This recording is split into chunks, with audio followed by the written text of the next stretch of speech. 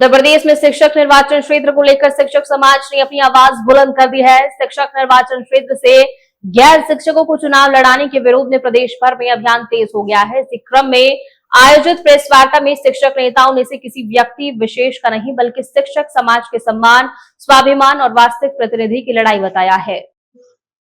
Press वार्ता को संबोधित करते हुए शिक्षक नेता एवं शिक्षा मित्र संघ के संरक्षक डॉक्टर कुलदीप मलिक ने कहा कि यदि शिक्षक निर्वाचन क्षेत्र से गैर शिक्षकों को चुनाव लड़ने की अनुमति दी जाएगी तो इस क्षेत्र में मूल भावना ही समाप्त हो जाएगी।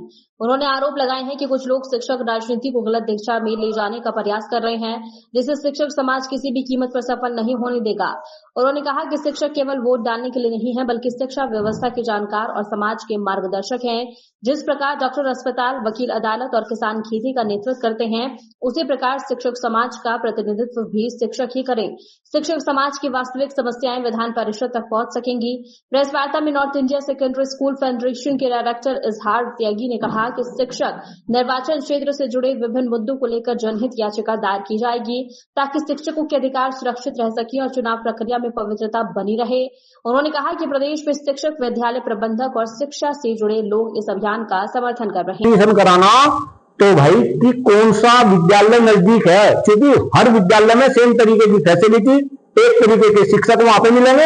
यहाँ क्या देखेंगे, सबसे पहले अपनी जेब देखेंगे, जिसका जैसा बजट होगा उसके अनुसार विद्यालय को चूज करेंगे तो सम शिक्षा व्यवस्था देश में लागू हो। इसके बाद जो सबसे अहम मुद्दा है शिक्षकों के लिए, आप अगर सरकारी शिक्षक की बात करें तो सरकारी शिक्षक तो ये पुरानी पेंशन, नई पेंशन स्कीम के तहत पेंशन ले रहे, और जो ये जनप्रतिनिधि है, आप विधायक की बात करो, आप जो है सांसदों की बात करो, ये पुरानी पेंशन स्कीम के तहत पेंशन ले रहे।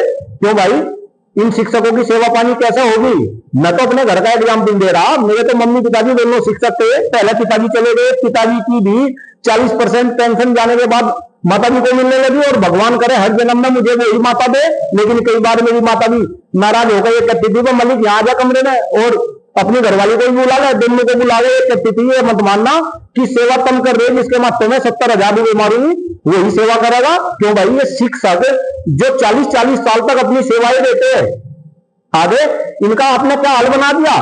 तो कहीं ना कहीं पुरानी पेंशन वाली का एक जबरदस्त मुद्दा, और जो प्राइवेट क्षेत्र में काम कर रहे हैं, देखिए क्योंकि मैं खुद प्राइवेट क्षेत्र में काम कर रहा, आप वित्तीय संस्थाओं की बात करो, श्रीमान जी मुझे कहते हैं ये बिल्कुल गुरेज नहीं, और मैं तो अलग अलग मंच से इस बात को कह रहा कि आज देश में 10-10, 20-20 हजार रुपए में शिक्षक काम कर रहे।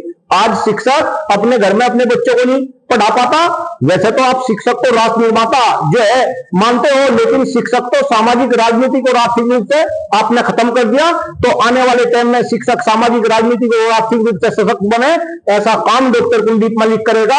और खास तौर से जो प्राइवेट क्षेत्र में काम करने वाले प्रबंधक है, मैं फिर इस मुद्दे पर आ रहा, बहुत अहम मुद्दा भाई। प्रबंधक साथियों, आप सरकार का काम कर रहे, सरकार आपको मदद करे, सरकार आपको लूटने का काम ना करे, ऐसा काम डॉक्टर कुलदीप मलिक करेगा। और जो विद्यार्थी है, आप एक बात बताओ भाई, शिक्षा में रोजगार की गारंटी क्यों नहीं हो सकती?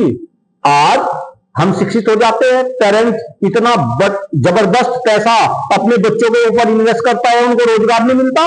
तो कहीं ना कहीं शिक्षा में रोजगार की गारंटी देनी पड़ेगी।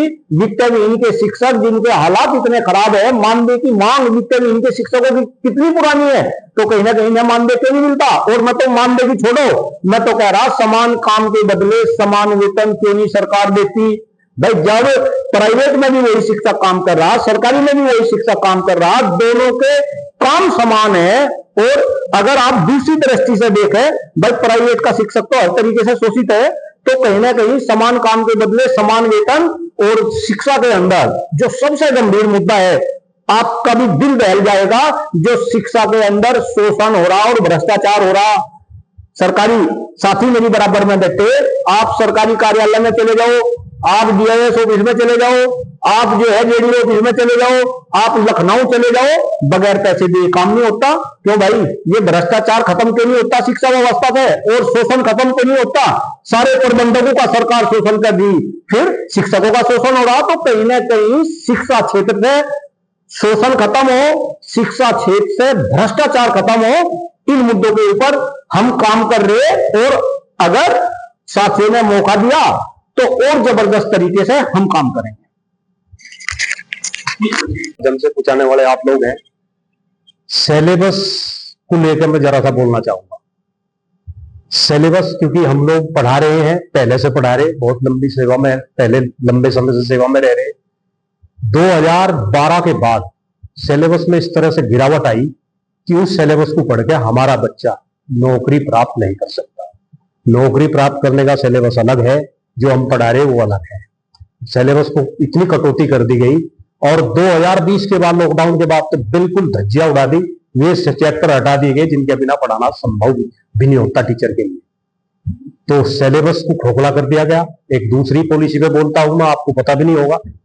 जब हम लोग मूल्यांकन करते हैं, कॉपी चेक होती है 10th 12th की बोर्ड की, तो उसमें जो नंबर हम लिख के भेजे जा, उन नंबर को मॉडरेट कर दिया जाता है। अगर हमने किसी की 0 भी रख दी तो मार्कशीट में 25 नंबर पाओगे, 70 में 23 नंबर पे पास हो जाए स्कूल का बच्चा।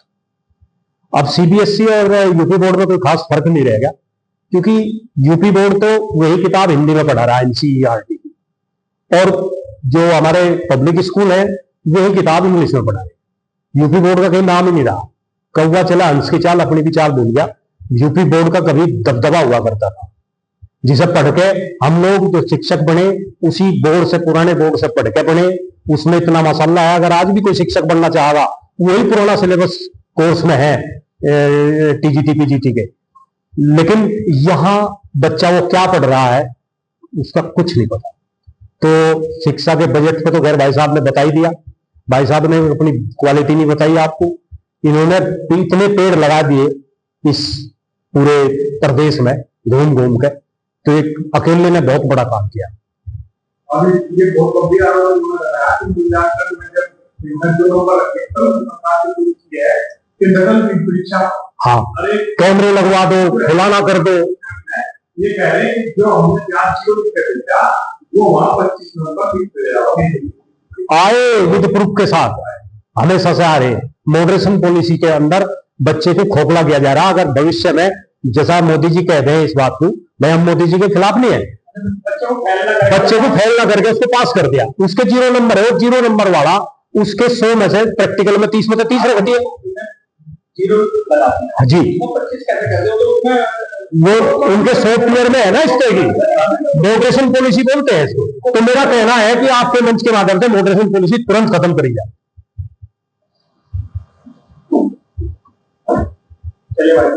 डिफेंस कैडेट्स चलाता हूँ। महिलाओं की सुरक्षा के लिए हम काम कर रहे हैं।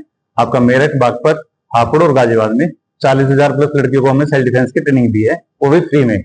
और महिला सुरक्षा के साथ साथ काम करते हुए अब मैं कुलदीप भैया के साथ जुड़ा। मैंने देखा शिक्षकों के साथ बहुत ही ज्यादा समस्याएं चल रही हैं, चाहे वो प्राइवेट वाले शिक्षक हों, चाहे आपके गवर्नमेंट वाले शिक्षक हों, कोई भी शिक्षक हो।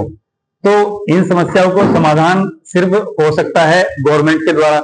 लेकिन गवर्नमेंट में चुने जा रहे हैं कौन लोग? जो शिक्षक ही नहीं है। जैसे आपने सुना होगा, एक कहावत है कि राजा के रात है, रानी के ये रात है, संतरी के ये रात है, मंत्री के ये रात है। लेकिन सुबह सुबह की बात है, यानी जैसे राजा कह रहा है सब कुछ वैसा ही चल रहा है। ठीक है, तो हम इस व्यवस्था के खिलाफ हैं। हम किसी व्यक्ति के खिलाफ नहीं है, किसी सरकार के खिलाफ नहीं, लेकिन जो व्यवस्था चल रही है हम उसके खिलाफ हैं। क्योंकि देखिए, जब तक शिक्षक का चुनाव शिक्षक नहीं लड़ेगा तब तक शिक्षकों की वहां पे बात रखने वाला कौन होगा? आपने किसी गैर शिक्षक को वहां अपॉइंट कर दिया है, चुनाव जिता दिया, क्योंकि आपको पार्टी का सिंबल है उनके पास में।